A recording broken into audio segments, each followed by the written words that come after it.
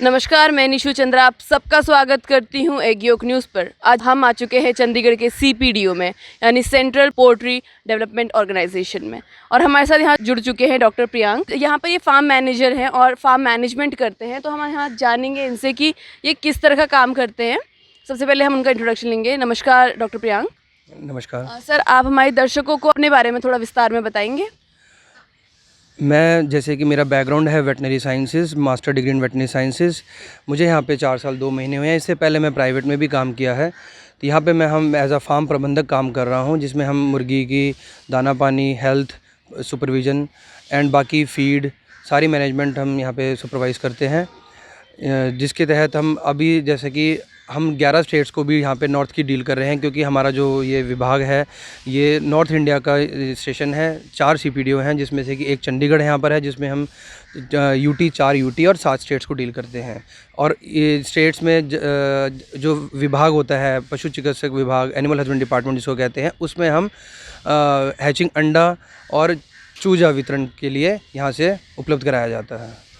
तो सर, जैसे कि मैं यहाँ देख सकती हूँ इतनी सारी मुर्गियाँ यहाँ पर हैं, यहाँ पर बहुत अच्छे से इन्हें मैनेज किया गया है। तो आप एक एक ब्रीड को थोड़ा बताएंगे हमें। जी, जैसे कि अभी यहाँ पर हमने डिस्प्ले में 7 से 8 वैराइटीज़ रखी हैं। पहला जैसे कि हम देखेंगे कि कड़कनाथ है, जिसको हम इसका मांस को काला मासी भी नाम से जाना जाता है। कड़कनाथ जैसे कि ये इसका जो ओरिजिन है वो झाबुआ डिस्ट्रिक्ट मध्य प्रदेश का है। वहाँ से इसका जो मेन लाइन लाया गया था, उसी से हमने आगे इसके प्रजनन से हमने आगे लाइंस को मेंटेन किया है।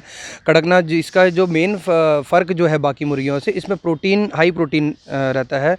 25% इसके मीट में प्रोटीन रहता है, जबकि बाकियों में हम देखें तो 16% रहता है। दूसरा, इसमें ये कोलेस्ट्रॉल कम है इसमें काफ़ी, जैसे कि हम मान के चले नेग्लिजिबल है, क्योंकि बाकियों में अगर हम बात करें तो 225 के अराउंड रहता है, इसमें 100 से 110 के बीच में, तो नेग्लिजिबल हम बोलते हैं। तो इसको लीन मीट भी बोलते हैं।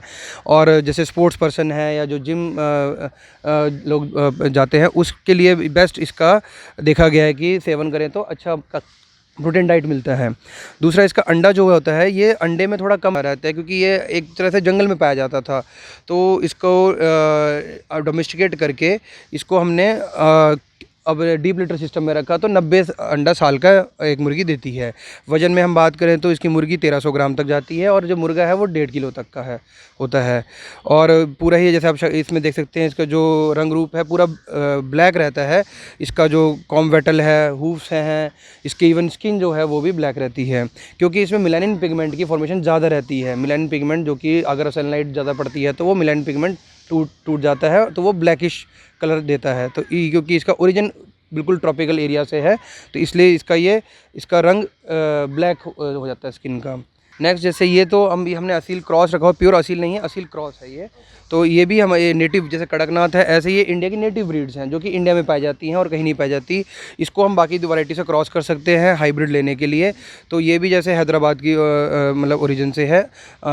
असील जो देखा गया है, जो यहाँ का नेटिव इंडिया का ब्रीड है, गेम बर्ड में आता है इसका भी।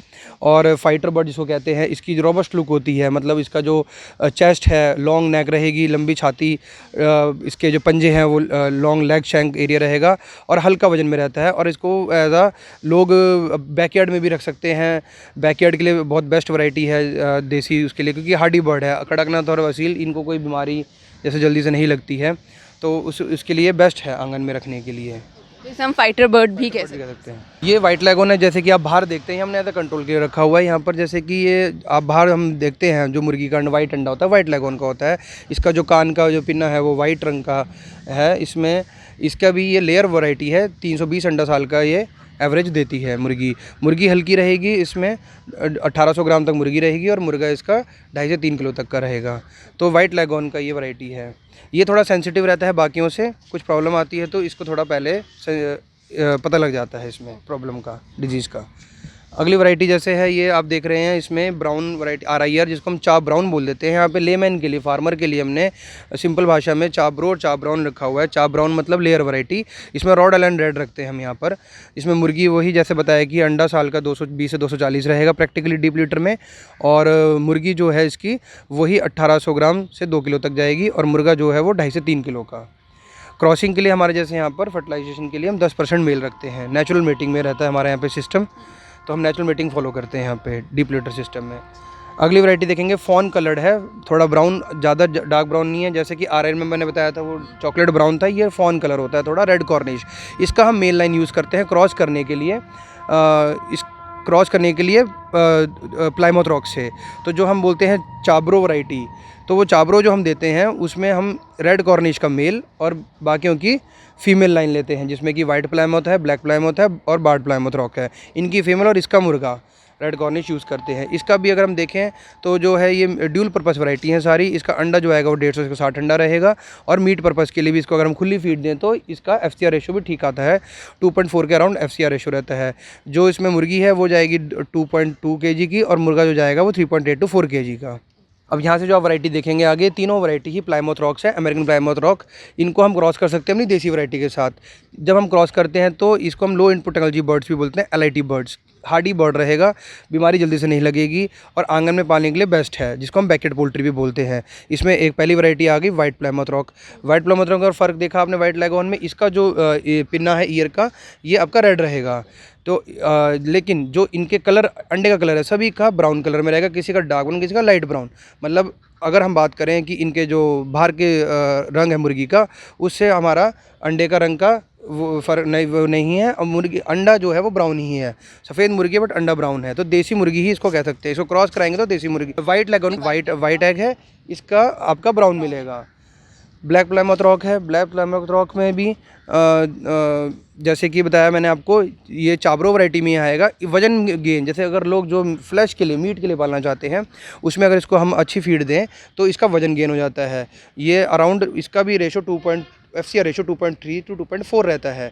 अब ब्लैक प्लाईमाउथ रॉक में और कड़कनाथ में आप फ़र्क देख सकते हैं, इसकी जो कलगी है वो लाल है, ब्लैक कड़कनाथ की कलगी ब्लैक रहती है। इसका भी सेम वही रहता है, मुर्गी 2.5 किलो तक जाती है और मुर्गा भी 4 kg प्लस हो जाता है। बार्ड प्लाईमाउथ रॉक, इसको हम फिनोटिपिकली भी इसको हम बाहर से पता कर सकते हैं कि फीमेल कौन सी है, मेल कौन सा है। जैसे मेल में हम बात करेंगे तो मेल देखेंगे आपको वाइट डॉट्स ज़्यादा दिखेंगे, और हाँ जी, वाइट डॉट्स ज़्यादा दिखेंगे, और जो फीमेल है उसमें ब्लैक कलर डॉट्स ज़्यादा रहेंगे, वाइट कम रहेंगे। तो इसको फिनोटिपिकली हम 1.5 से 2 महीने बाद भी फ़र्क पता कर सकते हैं फीमेल कौन सी है, मेल कौन सा है। अच्छी वैरायटी है, वजनदार वैरायटी है, अच्छा वजन गेन करती है, फ्लैश मीट के लिए बढ़िया है। अंडा बात करें तो 140 to 160 एग रहता है इसका साल का। देन आता है ये भी हमारे इंडिया में डिफरेंट इंस्टीट्यूट जैसे हैं वो क्रॉस करके बनाते हैं। तो ये भी वैरायटी है नेकेड नेक, इसको हम चन वैरायटी बोलते हैं। इसमें नेकेड नेक इसलिए बोला है, इसकी गर्दन पे बाल नहीं होते। जैसे कि हम बात करें, अगर पोल्ट्री में हम बात करें तो स्वेट ग्लैंड्स नहीं होते, पोल्ट्री अपनी हीट अपने डेसिपेट करके मुंह से ही निकालती है। तो इंडिया बीइंग अ ट्रॉपिकल सब ट्रॉपिकल कंट्री, इसमें गर्मी ज़्यादा रहती है, तो गर्मी में पालने के लिए बेस्ट वैरायटी है। इसका मीट टेस्टियर है बाकी वैरायटी से, और इसका जो वजन भी ठीक आता है, मीट पर्पज़ के लिए भी ठीक है, अंडे के लिए भी ठीक है। अंडे में इसका बात करें तो 140 एग्स आता है, तो इसको हम नेकेड नेक बोल दिया है। इसमें जो रहता है, जो क्रॉस है, ये रॉस वैरायटी को क्रॉस कर दिया देसी वैरायटी के साथ। ये जो वैरायटी तैयार की हुई है, ये मतलब मेनली हमारे जो जैसे बाकी इंस्टीट्यूट है, DPR इंस्टीट्यूट है हैदराबाद का, तो वहाँ पे ये नस्लों के करी गई हैं। जैसे ये देखा जाए वन राजा, इसको हम बोल देते हैं, जैसे आपको साउथ में जाएंगे तो कावेरी वैरायटी है, कावेरी बोल देते हैं, या PDB इंस्टीट्यूट से तैयार करी है, तो इसको DPR इंस्टीट्यूट ने तैयार करी है, तो इसको कावेरी भी बोला गया है साउथ में। कलर्ड प्लूमेज, कलर्ड ब्रॉयलर जिसको हम बोलते हैं, कलर्ड ब्रॉयलर में आप देख सकते हैं सभी का कलर पंखों का अलग अलग है, सभी का पैटर्न अलग है। जैसे कि आप देख रहे हैं मुर्गे का देखो वाइट और ब्लैक है, उसका थोड़ा ब्राउन है, उसका ब्राउन और वो है, उसका थोड़ा ग्रे है, तो सभी का अलग है। इसका क्या है कि ये सुंदर, दिखने में बड़ी सुंदर है, अगर इसको हम शौक के तौर पे रखें तो बहुत सुंदर मुर्गी है। और इसमें भी अगर हम अंडे की बात करें तो 130 अंडा साल का आ जाता है। वजन में बात करें ड्रेसिंग परसेंटेज में, तो इसका ड्रेसिंग परसेंटेज कम है, क्योंकि इसमें प्लूमेज ज़्यादा है, पंख ज़्यादा है, तो ड्रेसिंग परसेंटेज कम है इसमें। तो इसका ड्रेसिंग परसेंटेज बात करेंगे तो 65 to 68 ड्रेसिंग परसेंटेज आता है इसका क्या है, ग्रोथ अच्छी होती है, फास्ट होती है। ये एज अ सिक्योरिटी का भी काम करता है। अगर हम 5 से 6 गिनी फॉल चकोर रखें अपने फार्म पे, तो कुछ भी इनमें थोड़ी सेंस पावर ज़्यादा होती है। अगर कुछ अनहोनी होनी है, कुछ भी आपको अनयूजुअल एक्टिविटी लगती है फार्म पे, तो ये एक पिक्युलर साउंड करते हैं सारे मिलके। जैसे कोई स्ट्रेंजर आ गया, या कोई बाहर का कोई जीव जंतु अगर आपके फार्म में आ जाता है, और या फिर कोई जैसे अर्थक्वेक है, कुछ भी आपदा आनी है, तो इसको सेंस पावर ज़्यादा है, तो इसको पता लग जाता है। तो आप दूर से पता कर सकते हैं अपने फार्म पे कि आपके फार्म पे कुछ हलचल हो रही है। तो ये सीजनल ब्रीडर होता है। इसमें क्या देखा गया है कि ये अंडा अंडा साल में 2 बार ही देता है, पूरे साल अंडा नहीं देता, कुछ गर्मी में और कुछ थोड़ा सर्दी से पहले। गर्मी में थोड़ा इन दिनों अंडा आता है, जैसे अप्रैल में बात करें अप्रैल मई में, कुछ अगर सर्दी से पहले की बात करें तो अक्टूबर नवंबर में अंडा आता है। ये सीजनल ब्रीडर है, इसमें भी 2:1 रेशो में रखते हैं, 1 मेल 2 फीमेल के लिए। ये 3 मेनली जिसके हमारे पास वैरायटी जैसे लेवेंडर है, इसमें पर्ल है और ग्रे है, तो ये वैरायटीज आती है गिनी फॉल की। इतनी सारी अपने यहाँ पर हमें बर्ड्स के सैंपल दिखाए, तो फिर भी ऐसा क्यों है कि जितने भी फार्मर्स हैं वो कमर्शियल फार्मिंग के लिए बाहर से बर्ड्स खरीदते हैं?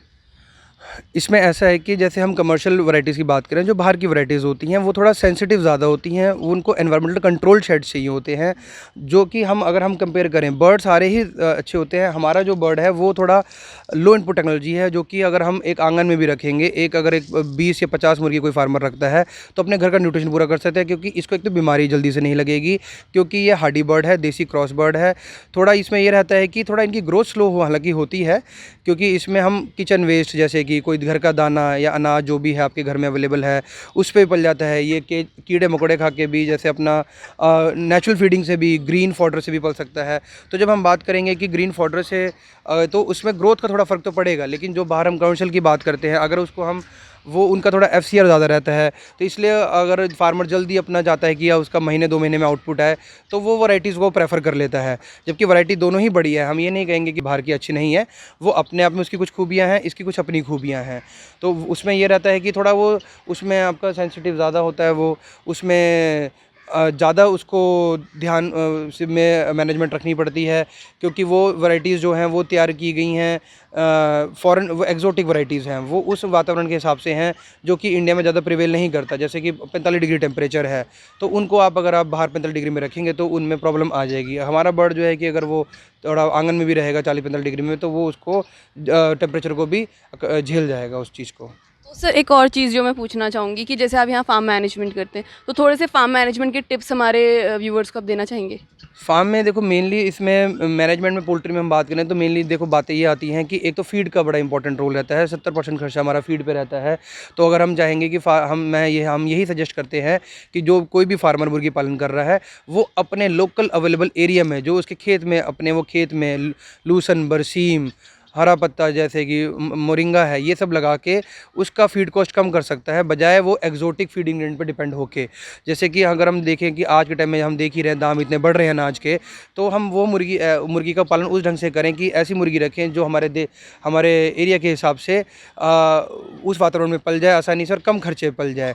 कम खर्चे पलेगी तो लागत कम आएगी फार्मर की, उसका आउटपुट उतना ही मिलेगा। उसको अगर एक देसी अंडा अगर 10 रुपये का 8 रुपये का वो बेचता है, लागत उसको 4-5 रुपये आ रही है, तो उसको 4 से 5 रुपये पर अंडा फ़ायदा ही है।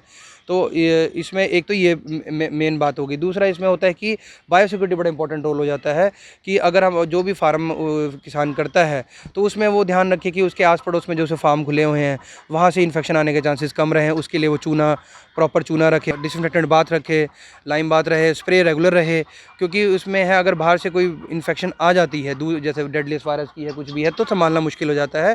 उसमें फिर लास्ट उपाय ये मतलब कोई बचता नहीं चाह रहा तो उसको या तो सेल करना पड़ेगा या वो किल हो जाते हैं। तो फ्लॉक की सेफ्टी के लिए बायोसिक्योरिटी बड़ा इंपॉर्टेंट रोल रहता है मैनेजमेंट में। लिटर मैनेजमेंट बहुत इंपॉर्टेंट है, जैसे कि उसका जो बेडिंग मटेरियल है मुर्गी का वो प्रॉपर रैकिंग हो टाइम टू टाइम, ज़्यादा गीला ना हो, मॉइस्चर ज़्यादा ना पकड़े, एनवायरनमेंट जो है रिलेटिव ह्यूमिडिटी है जैसे कि टेम्परेचर है, कुछ बातें हैं वो जो ध्यान में रखनी है। उसका दाना टाइम पे रहे, दाने का क्वालिटी ठीक रहे। अगर मान लो कोई रेगुलर उसका रूटीन चेकअप भी रहे, प्रॉपर डॉक्टर की विज़िट करवाए अपने फार्म पे। जैसे कि कई बार क्या होता है बीमारी आ जाती है फार्मर को, किसान को लास्ट में पता लगता है, जब तक उसका फ्लॉक काफ़ी नुकसान हो चुका होता है। तो टाइम पे रेगुलर रूटीन चेकअप रहे बर्ड्स का। तो थैंक यू सो मच, आपने बहुत अच्छी इन्फॉर्मेशन दी पहले बर्ड्स के बारे में एंड फार्म मैनेजमेंट के बारे में अपना इतने सब बताया हमारे व्यूवर्स को। Thank you so much sir. तो ये थे हमारे साथ Priyank sir, thank you so much.